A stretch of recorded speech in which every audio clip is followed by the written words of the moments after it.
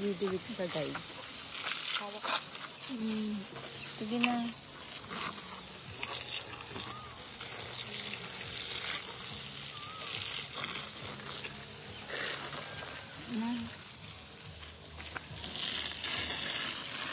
Punuin ko ito. Ha? Pupunuin ko.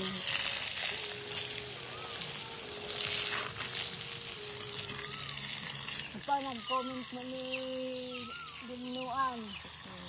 Ay, di na pumimpos na. Parang mano.